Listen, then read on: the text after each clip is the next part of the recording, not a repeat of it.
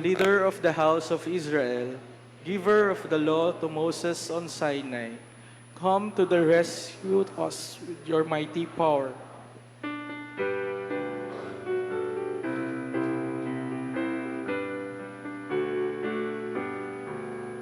Alleluia, alleluia, alleluia, alleluia, alleluia, alleluia, alleluia.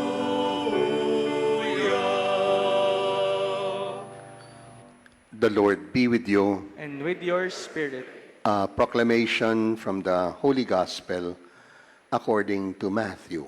Glory to you, O Lord. This is how the birth of Jesus Christ came about. When his mother Mary was betrothed to Joseph, but before they lived together, she was found with child through the Holy Spirit. Joseph, her husband, since he was a righteous man, yet unwilling to expose her to shame, decided to divorce her quietly. Such was his intention when, behold, the angel of the Lord appeared to him in a dream and said, Joseph, son of David, do not be afraid to take Mary your wife into your home.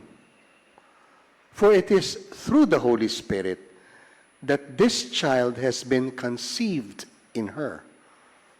She will bear a son. You are to name him Jesus, because he will save his people from their sins.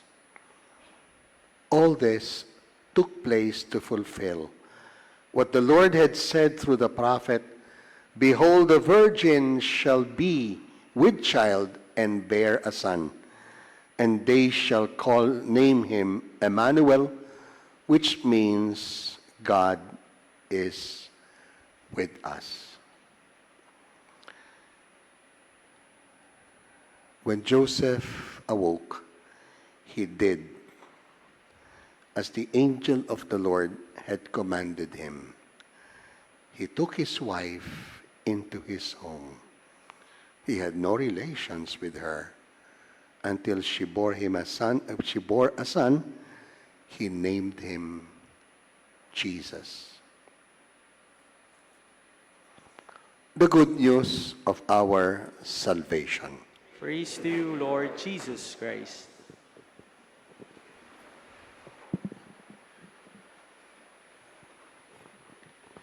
In this third day of the novena to Christmas, it's always this gospel of a kind of maybe question and query, how this mysterious birth of the very Son of God, and yet becomes a man but is called the Son of David, and so the Son of Joseph that comes from the house of David. I'd like with you tonight to share with you an insight regarding this Joseph. He is a simple man, but he is a great person. You don't need to be a very high position person to be great. The greatness of this person, in all of his simplicity, is that he was sure, certain, determined, committed. He will only follow the law of God. Kung ano ang batas, susundin niya. And this being faithful to the law, being, we could say, tapat sa nararapat, kasi kalooban, kagustuhan ng Diyos, he had a dilemma. According to the law, if your wife is found with a child and you're sure you had no relations with her, because he is the wife, he is the husband and she is the wife. But betrothal means no touch for a length of time. Within that period of no touch, and they are not in the same house, a man will have to fetch his wife and bring him, and that's when the wedding happens. The wedding feast, kainan. Pero yung wedding, betrothal yon. So in that period of time, his wife was found with child. So, ang lupit ng batas ni Moses, very, very strict yan. You have to divorce your wife. But there is a second. Masakit yun. Sinuyo mo, pero hindi mo pagkakasala magkaroon siya sa sinapupunan, and yet, you love her so much. And yet, you have to divorce her. But there is a second condition. You have to tell the authorities why you are divorcing. And the divorce is this: she has been unfaithful. He did not know, he did not see what that infidelity is all about, kasi it was found that she was with child, but the gospel doesn't say what happened. We know that later in Luke. But he said, mahal ko eh. Mahal ko eh. So he was saying, Panginoon, gusto kitang maging tapat ako sa iyo, tapat ako sa babaeng to.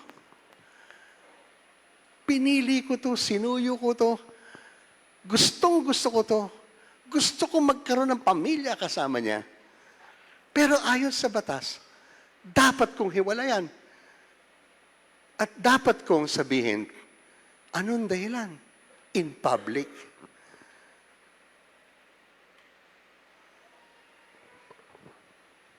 Bakit kayo nakatingin sa akin? Ano gagawin ni Jose? Nag-decide siya.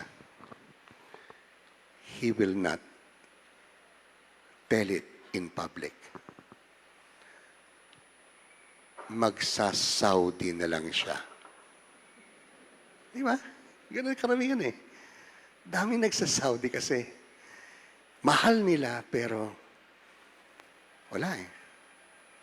Hindi siguro matatanggap ng pamilya niya eh. Magsa-Saudi na lang siya. When he was decided, aalis siya without, technical divorce. Diba? Technical divorce yan eh. Separation ang tawag dyan. Para walang magtanong sa kanya, anak mo ba yan? Siyempre, sasabihin niya, no. Tapat siya eh. You cannot tell a lie. Diba? Mahal na mahal niya eh. So, para hindi siya matanong, alis na lang siya. Sa isang lugar, walang may kilala at di alam ang sitwasyon. Very nice, di ba? Talino rin naman eh. Ito. Dumating ang anghel sa isang panaginip at sinabi sa kanya, ay, Jose, anak ni David, iuwi mo siya. Pag sinabi iuwi mo, mag-wedding festivity na kayo. Mag-wedding na kayo, tapos na ang wedding nyo, i-celebrate mo na in a time that is not yet according to the precept. At akuin mo yung bata. Bigay mo yung pangalan. Evelyn, may aso ka ba? Sino nagbigay ng pangalan? Di ikaw, aso mo eh. Bigay mo yung pangalan. Pero hello, Hindi pangalan gusto mo.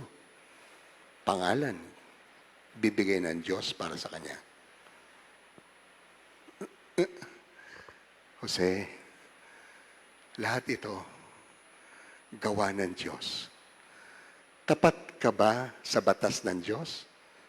Opo! Righteous po ako.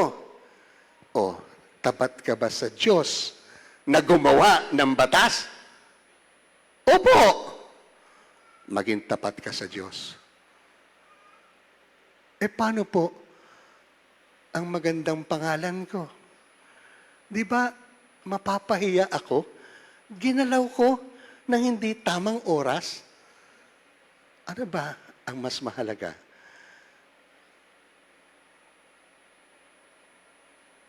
Na ikaw ay makilalang righteous? O ikaw ay makilalang ginawa mo ayon sa kanyang kalooban?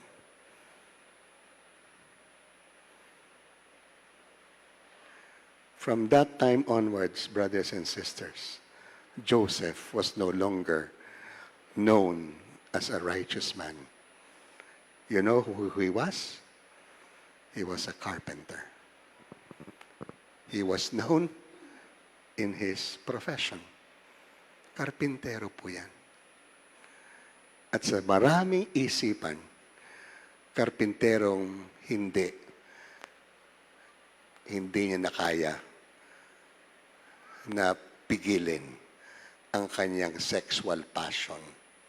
Nagalaw niya ng hindi oras ang asawa niya. Si Jose namatay na walang sinasabi, sino ba talaga ang batang ito na hindi kanya? Hindi lang yun eh. Hindi lang yun eh. Next week pa yan eh. Nung tinreten ang bata pagkatapos ipanganak ni Herodes, hindi niya anak. Tinakbo niya sa Egypt. Would you imagine that? Siyang nag-isip mag-Saudi para, mawala. Kasi mahal niya kanya asawa. Ngayon, dahil sa bata rin yan, hindi akin, ipaglalaban ko itong mag-ina nito at itatakbo ko sa Ehipto. Layo niyan, ha? Hindi lang yan Saudi. Ginawa niya. Bakit? Sabi ng anghel sa panaginip, ha? Panaginip? Naniniwala ka sa Diyos? Mga kapatid, metsuhin ako.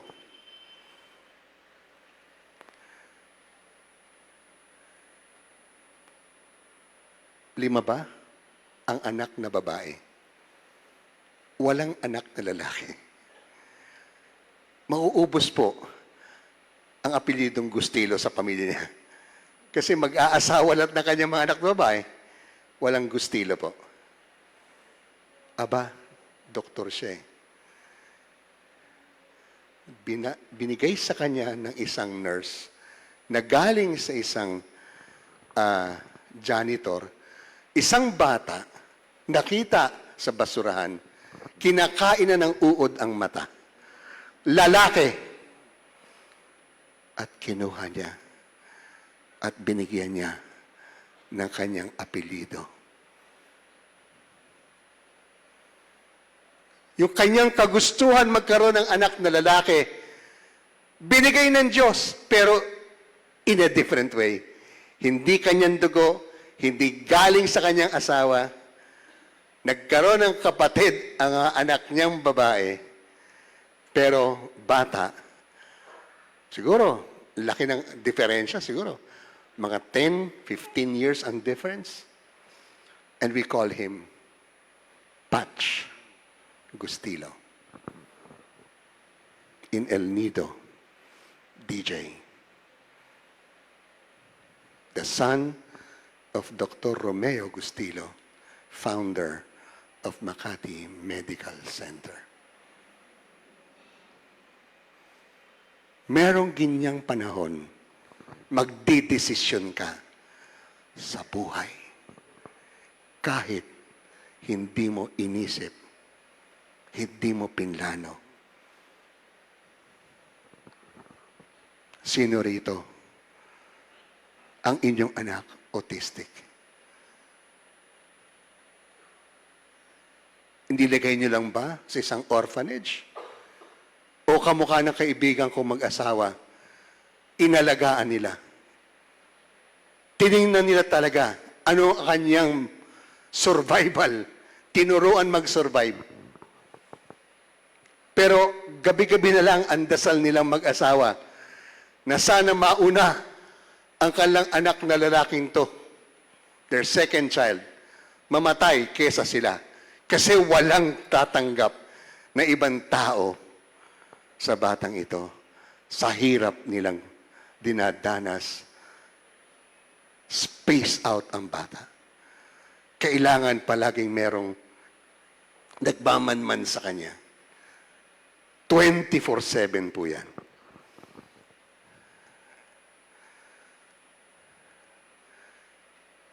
They discovered when he was 5 years old, he loves to draw.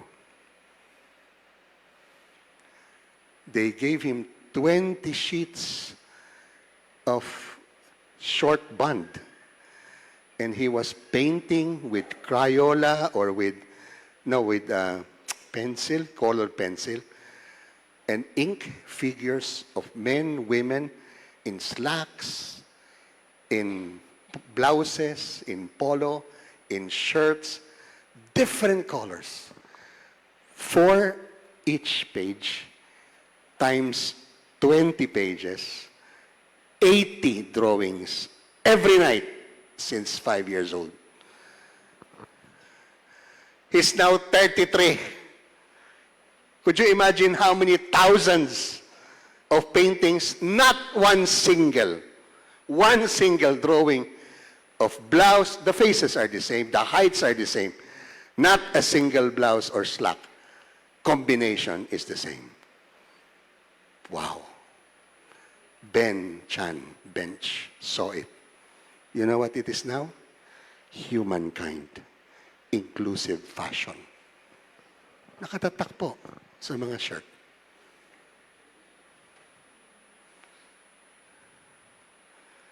He made for us a mural, 5 feet by 12 feet, triptych, 5 by 4, 5 by 4. 30 hours, 6 Sundays, 1 to 6 in the evening. When he gave it to me, I told him the theme of ecology. I said, yes. I looked for a donor. We bought it at 300,000 pesos. You know what's 300,000? It's 10,000 per hour. Bigyan ng katsweldo? Do you have a salary of 10,000 per hour? We gave him a 10,000 per hour. Gusto mo magkaroon ng sweldo na? Mag-autistic ka muna. And you know what this guy is doing now? 33 years old. Has a gallery, Artism, near Capitol Commons. He sends two young people for grade 11, grade 12 with his money. But it is not his decision. It's how the parents see how this young man, if he were just more normal, would do it. To junior and senior high school every year. Meron siyang 2 scholar po for grade 11 and grade 12. Meron kang ganong scholar? Ito autistic, ito magulang. So one day, knowing about that prayer, I asked her and him, the father and mother, how are you doing? Father is the same. But the next morning, we were in a Couples for Christ convention in Baguio. The eldest, Carlos by name, told me, Father, I talked with my parents last night. I have a girlfriend. I have told her that if we get married, if you are and I will become husband and wife, Vico will be part of our family. You have to accept me But I have someone with me, my brother. He will be part of family. And so he told his parents, you don't have to keep on praying that he would die earlier than you. He has a brother. Who tells you life will be easy? This is the incarnation of God. It's not about Jesus being born in the stable. It's also about Mary and Joseph that felt embarrassed that they could not give him a neat place in an inn. They have to look for a cave where there would be no one because she's going to give birth. And she needed a bit of privacy. And Joseph, it was his town. He could not find a place decent for his wife. Anong kahihiyan ni Joseph doon? Ano imumukha niya sa pamilya ni Mary? And yet, he took that bullet, he bit it, and then tried to provide, taking care of this boy and his mother. You know, kaisa-isang konsolasyon ni Joseph. Tanungin mo ano? Nung namatay siya, katabi niya si Jesus and Mary. O kayo, pag namatay ba kayo, katabi niyo si Jesus and Mary? Siya. Nung siya'y namatay, inako niya, minahal niya itong babaeng ito, inako niya ang consequence ng desisyon ng babaeng ito, tanggapin, maglihi sa kapangyarihan ng Espiritu Santo. Tinanggap niya hook, sinker, and line. At ang tawag sa kanya, San Jose. Our sanctity is not to be raised on an altar. It is to be raised on a similar cross. We do not want. Let this cup pass, but not my will. That is Joseph. Tapat, hindi lang sa batas. Tapat sa mambabatas. At kung ano man ang itapon ng mambabatas sa buhay niya, tatanggapin niya, aakuin, ipaglalaban. Bakit? Sapagkat ako'y tao, siya ang Panginoon.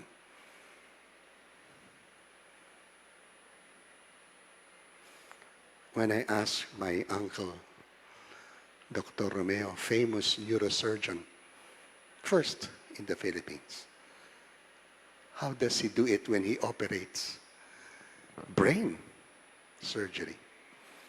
He told me, I always tell my wife, Nena, to light a candle to the Santo Niño when I have an operation. Yes, it's my skillful hands, my training, but life comes from God. If this will be a successful operation, it's not mine. It says, so my partner wife at home prays a novena for as long as that operation was happening. I am not alone. Emmanuel. That's the gift of God to Joseph. God will be with you. Mga kapatid, ito po ang pinapasok ng ibig sabihin ng Kapaskuhan. Pinasok ng Diyos anumang salimuot, anumang hirap, anumang balakid, basura, anumang sitwasyon ng Pilipinas ngayon, maging ano nangyayari sa ating mga kapatid, kung tayo ay Kristiyano, tayo din ay Pilipino. Bayan natin to. At gagampanan natin, babalikatin natin, mismo kahit hindi natin pagkakasala, aayusin natin. Alang-alang sa kabataan, sa musmos na walang kalaban-laban. Alam nyo ba ang utang ng bawat Pilipino? Alam nyo magkano utang mo? 143,000 pesos. Yan ang binabayaran ng Pilipinas na utang sa labas. At yung batang maliit, 143,000 din yan. Hindi pa nagtatrabaho.